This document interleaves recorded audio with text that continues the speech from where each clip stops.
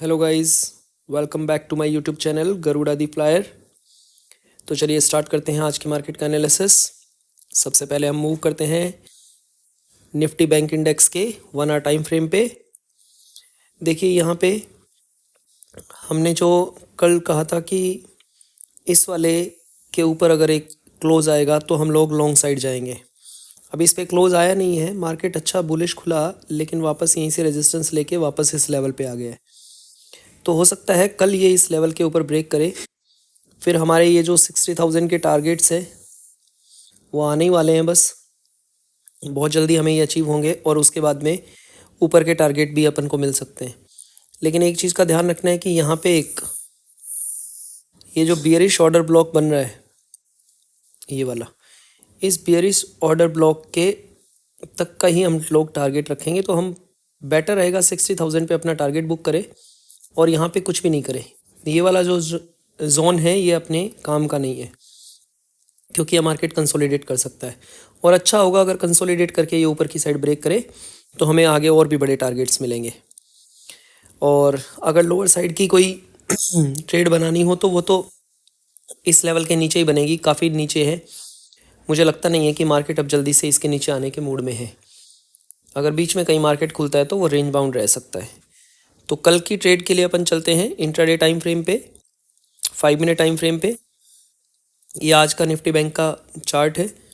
देखिए यहाँ पे इसने एक प्राइस एक्शन तो बनाया था, सुबह में तो कोई ट्रेड बनी नहीं खास, क्योंकि इसने ऐसा कोई प्राइस एक्शन शो किया नहीं और ना ही अच्छे से किसी अपने हाई को अच्छे से ब्रेक किया था, तो इसलिए यहाँ तो कोई ट्रेड नहीं बनी। अगर यहाँ पे किसी ने लॉन्ग करने की कोशिश भी की तो वो इमीडिएटली यहाँ से आउट हो गया होगा ट्रेड से।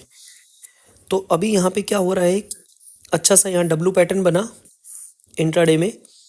इस 5 मिनट टाइम फ्रेम पे इस डब्लू पैटर्न की जैसे नेकलाइन ब्रेक हुई तो इसी कैंडल के एसएल के साथ यहाँ पे लॉन्ग कर सकते थे और यहाँ तक का एक अच्छा टारगेट मिला।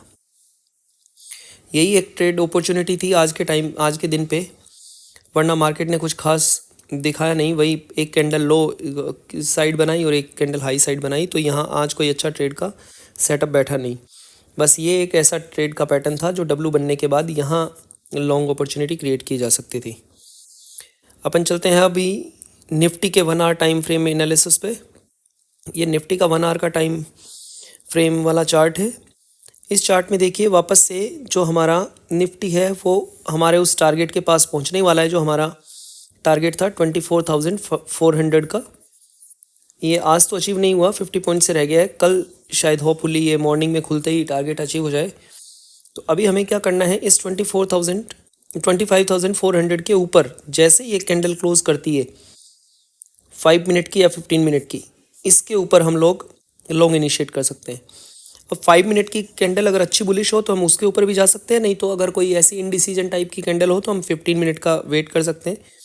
उसके बाद से हमें पहला टारगेट हमारा ये रहेगा 25,600 का, सेकंड टारगेट हमारा राउंड ऑफ नंबर 25,800 का, और उसके बाद में तो बहुत अच्छे टारगेट्स है। ये 26,000 तक के टारगेट हमें यहाँ पे इजीली अचीव हो सकते हैं।